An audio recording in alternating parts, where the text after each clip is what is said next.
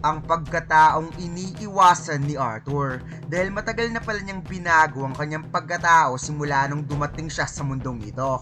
Ngunit bawat pangyayaring nagaganap sa kanyang buhay ay unti-unti niyang naibabalik ang pagiging King Gray. Isang taong walang emosyon na naghahangad lang ng paghihigante. Kaya huwag na nating patagalin pa. Let's go! And please like and subscribe sa ating YouTube channel mga las at mag-follow sa ating Facebook page. Salamat! Nagsimula ang chapter na ito kung saan matapos ngang hamunin ni Chef Astera si Arthur sa isang laban upang tanggalin ang mga kalawang sa buto niya, ay kagad nagkaharap ang dalawa sa isang mock duel. Wika ni Chef Astera na kailangan nila magpakitang gilas upang hindi mainip ang mga sundalong nanunood sa kanila bago ang mga ito magwala sa digmaan. Biglang nawala ang matanda na para bang multong bigla na lamang lumitaw sa harap ni Arthur at umatake at napasabing, "Binabalaan kita. Huwag mong maliitin ang matandang to dahil may kalalagyan ka sa akin." Kagad nasalag ni Arthur at sobrang lakas nga ng ataking ito, realizing ni Chef Astera na hindi nga talaga isang normal na bata itong si Arthur. At kagad na namang nag-follow up ng atake ang matanda na sobrang ikinagulat ng ating bida at muntik na siyang nadaplisan sa bilis ng response ni Chef Astera. Pangiting sinabi ni Arthur na isa lang naman siyang normal na bata, kagaya mo na isang simpleng tagaluto, sabay unleash ng atake na mabilis namang naiwasan ng matanda na napasabing, "Good point. May punto ka rin naman pala." Nasabi pa niyang kung talagang na-curious si Arthur patungkol sa kanya, pwede naman itong magtanong sa mga sundalo dito dahil marami sa dibisyong nito ang naging estudyante niya. Umatake si Arthur habang curious na napatanong, "Suguro ka pala. Saan? Sa Cyrus?" Napangiti namang sagot ni Chef Astera na mas mabuti pa daw uminom siya ng isang galong Sunfire kaysa sa maging guro ng para lang yon. Dumapa si Arthur upang iwasan ng atake at sinabi, naging estudyante siya doon. Natugon naman itong, "So alam mo pala na karamihan sa mga bata doon ay na-stock up lang." Sagot ni Arthur, "Hindi kita matututulan dyan." Ipinaliwanag ni Chef Astera na pagkatapos daw ng digmaan laban sa mga elf, nakapag-decide siya na magturo sa Lancelot Academy, isang legendary school para sa mga elite soldier. Samantalang ang dalawa na sina Cedric at Jonah ay natulala na lamang habang pinapanood ang laban, at si Selby naman ay nasa gilid lang, nagtatago pa rin. Biglang napawi ka si Jonah na since si Cedric ang nanalo sa laban nilang dalawa, bakit kaya hindi hamunin ni Cedric ang sinumang mananalo sa labang ito? Sagot ni Cedric, "Shut up." Napatanong si Arthur habang nakipagbakbakan kay Chef Astera na kung naging guro ito ng Lancelot Academy at nagdala ng maraming sundalo sa digmaan against Alacrayan, so bakit ito naging chef instead na lumaban? Sagot ng matanda, yan ang kwento na kailangan ng marami pang alak. Ngayon, what if tigil-tigilan mo ng pagpipigil dyan, Arthur? Nagulat ang ating bida nang binanggit ang kanyang pangalan. Wika niya na napaka-disrespectful naman kung gagamitin niya kagad ang lakas niya at hindi pa naman nila gaano kilala ang isa't isa. Natugon ni Chef Astera na magaling kang gumamit ng mga salita para magpalusot. Ngunit hayaan na lang nating ipakita sa mga sundalong ito ang isang palabas na hindi pa nila nakikita sa loob ng classroom. Biglang umapaw ang napakatinding aura ng matanda, kaya napamura na lamang ang mga nanunood na sundalo sa lakas ng hangin dahil sa aura na ipinalabas ni Chef Astera, at napasabing magpapadrop out nga talaga sila kung gagamitin ni Chef Astera ang ganyang lakas sa loob ng classroom. Habang napangiti naman si Arthur at napaisip na gagamitin na lamang niya ang kanyang 40% na mana output at ito'y magiging sapat na, kung saan inilabas rin ni Arthur ang kanyang aura. Humakbang si Chef Astera habang umaapaw ang kanyang matinding mana at sinabi, "Anong ginagawa ng talento mo dito, bata? At bakit pumasok ka pa sa Cyrus sa kabila ng napakataas ng skill level mo gamit ang espada?" Sabay talon para sumalakay towards Arthur. Kaagad sinalag ng ating bida ang atake at sinabing hindi niya na kailangan pa ang sword skill para matuto. Ang magic skill niya lang ang kailangang i-improve. Nasagot ni Chef Astera, "Well, hindi ko naman kailangan pang hulaan pa." Sabay nagkabanggaan ng kanilang espada at nagpatuloy pa ang palitan ng kanilang atake na parang pantay lang ang ipinapakita nilang laban, at napaisip si Arthur na parang isang seasonal warrior daw ang matandang to. Samantalang ang dalawa naman ay napasabing never pa daw nilang nakitang nagmintis ng ganito karami si Madam Astera, at para nga daw buong buhay nakipaglaban si Madam habang si Arthur naman ay gumagamit lang ng minimum na mana. Napansin ni Arthur ang pag-clinch ng binti ng matanda upang magsagawa ng mabilisang atake para sorpresahin siya. At napansin din ni Arthur ang napaka-calculated na galaw ngayon ng matanda, ngunit nagulat na lamang siya nang bigla itong lumipat sa likod niya na para bang panlinlang lang yung launch forward na ginawa nito kanina upang magsagawa ng matinding atake na manggagaling sa likod na hindi niya inaasahan. Kaya buong lakas na sinalag ni Arthur ang atake sa pamamagitan ng paghawak ng espada gamit ang dalawang kamay. Nagkaroon ng matinding impact sa lakas ng banggaan ng kanilang atake, to the point na nadurog lang naman ang espada ni Arthur sa lakas ng salpukan. Kaya natulala na lamang ang matanda sa kanyang nakita at sinabi ni Arthur, mukhang talo na ata ako since sira na yung espada ko. Napawat ang matanda at hindi daw niya ito matatanggap.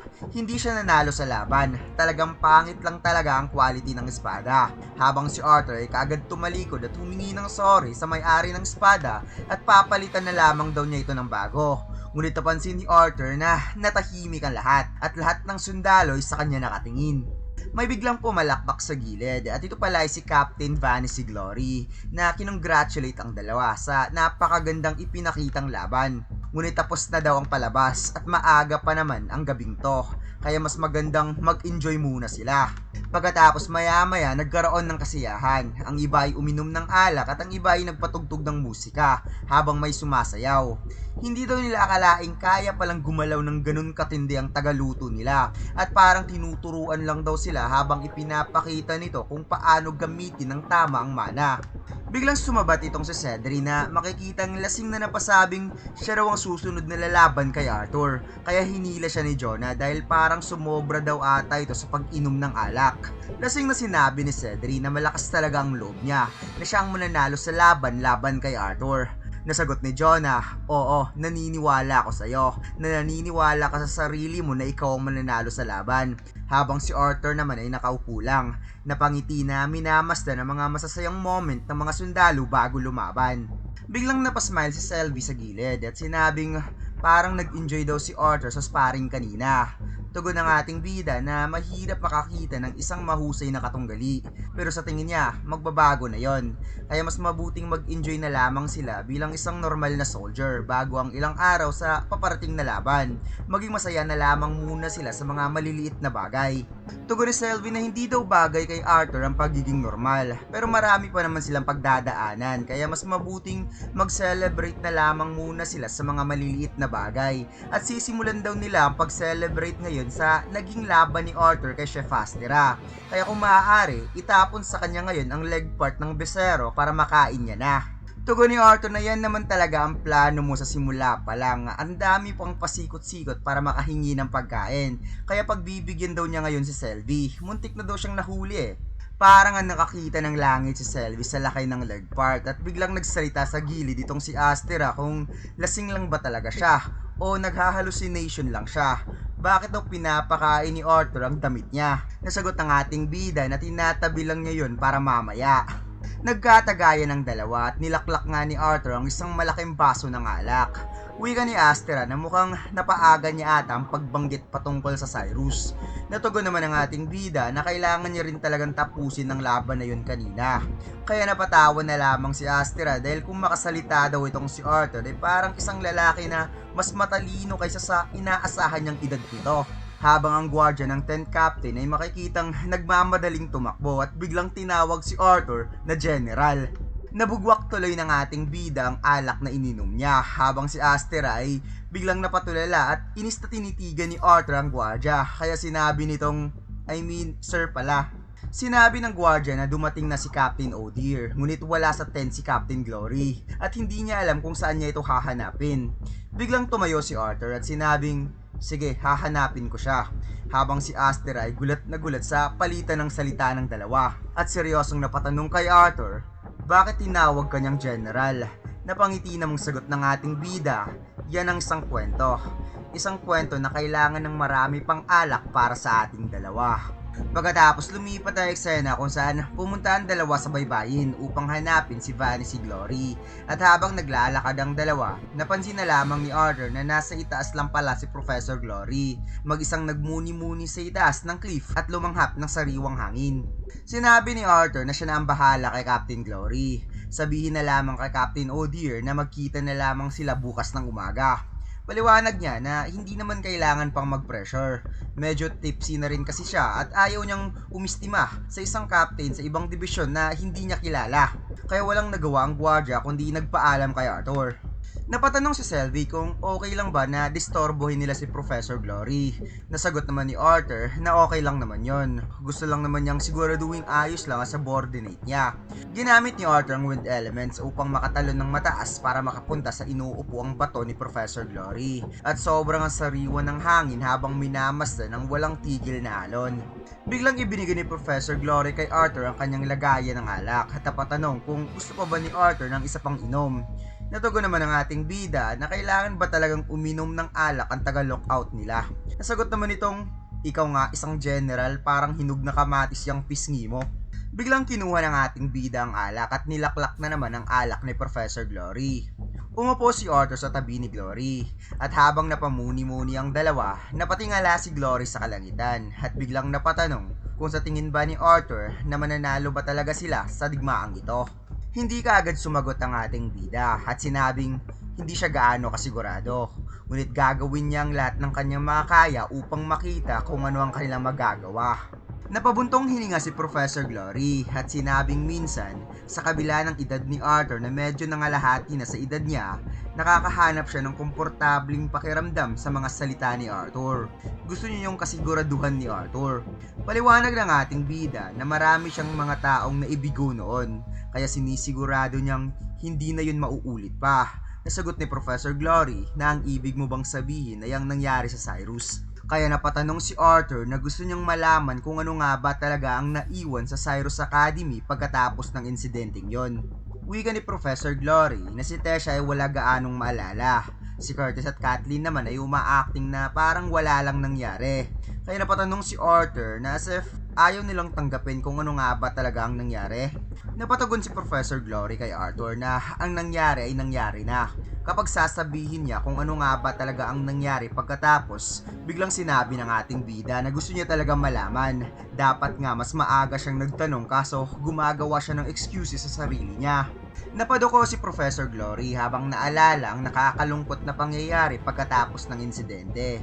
Sobrang daming patay na estudyante at isa sa mga disciplinary committee na si Dora Dria ang namatay. Si Teo naman ay nagtamo ng matinding injury, ngunit kalaunan, hindi pa rin siya nakaligtas kahit tumulong na mga emitter ng Adventurers Guild. Napatanong si Arthur kung ano naman ang nangyari kay Ferret at Clear, kaya ipinaliwanag ni Professor Glory na si Ferret ay nagkaroon ng malubhang injury, ngunit nakauwi ito sa Kingdom of Eleanor ng ligtas. However, ang Bladeheart family naman ay lagi daw talaga itong secretive mula pa noon, pero sinabi sa kanya na buhay si Claire, ngunit patungkol sa kalagayan nito ay hindi na siya sigurado. Inis na napabuntong hininga si Arthur at sinabing at least buhay siya, ngunit napalingon sa gilid si Professor Glory at sinabing si Kai Crestless ay isa pala sa mga radical member na nagtatrabaho kay Drenivi at sa Vretra, ngunit nakatakas ito kasama ang mga naka-hoodie along with Elijah, kaya parang hindi masikmura ni Arthur na mayroon palang traidor sa grupo nila na member ng disciplinary committee, at dagdag pa ni Professor Glory na 5 traidor ang nahuli nila, ngunit 3 po ang nakatakas. Napagrip si Arthur sa galit at inis na sinabi sa sarili na pinapayagan niya ang kanyang sarili na malaman kung ano ang nangyari upang mabigyan niya ng reflection ng sarili. Madalas siyang nahuhuli ang kanyang sarili na nakakalimutan niya ang kanyang mga alaala sa nakaraan niyang buhay. At habang tumatagal, unti-unting humihina ang kapit sa nakaraan niyang pagkatao na siyang nagbibigay na mandaan sa kanya upang magbago sa nais niyang maging sa mundong ito. Subalit gusto niyang bumalik sa dati niyang pagkatao, isang walang pakiramdam at rational na siya, na kayang isuppress ang emosyon upang walang kahinaang pwedeng gamitin laban sa kanya. Napaisip si Arthur kung ilan kaya ang mga taong nakilala niya dito, kahit ang mga taong nakasama niya lang. Ilan kaya ang mga pwedeng mamatay at kaya niyang mailigtas, o ilan kaya ang makakasurvive sa digmaan. Sinabi ni Professor Glory na hindi lahat kayang iligtas ni Arthur, subalit lumikha ito ng kakaibang pagbabago kung hindi alam ni Arthur. Ilang taon lang naman siyang nagturo doon at alam niya na mga matatag na ang mga tao sa Cyrus at muli lang silang bumabangon. Ngunit kung wala si Arthur, wala nang maitatayo pang muli. Alam niyang iniligtas ni Arthur ang paralang yon, isang bagay na hindi niya masasabi para sa kanyang sarili. Kaya sinabi ng ating bida na hindi yun totoo, Vanessa. Wika ni Professor Glory na binigo rin niya si Arthur kahit na noon pa doon sa Widow Crypt. Nung nahulog si Arthur sa pet, walang-wala siyang magagawa. Hindi niya alam kung ano ang kanyang sasabihin sa mga estudyante niya. Akala niya talaga patay na si Arthur. Ngunit sa sobrang talino nito, nagawa nitong makabalik. At nung sa Cyrus, nakita niya ang nag-aalab na puso ni Arthur bilang isang bata na lumalaban para protektahan ang paralan. Isang lakas na lampas ng kanyang inaasahan na never pa niyang nakita. At ngayon ang mga sundalo na meron siya, kailangan niyang maging malakas, ngunit natatakot pa rin siya. Habang ang ating bida ay tinawag si Selvi upang humingi ng pabor na bantayan muna sila sa gabing ito. Kaya of course nga itong si Selvi na nag-transform na sobrang ikinagulat ni Professor Glory sa pag-transform ng isang maliit na band into Black Dragon. At maybe ginawa ito ni Arthur upang palakasin ang loob ni Vanessa Glory, na kahit nanghihina ang loob niya, ipinaramdam ni Arthur sa kanya na kaya nilang lumaban against Alakrayan.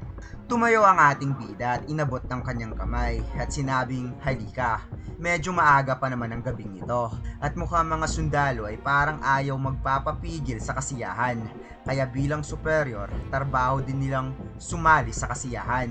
At dito lang nagtatapos ang chapter na ito mga lods. Huwag mo sana kalimutan mag-like, comment at mag-subscribe sa ating YouTube channel at mag-follow sa ating Facebook page. Salamat!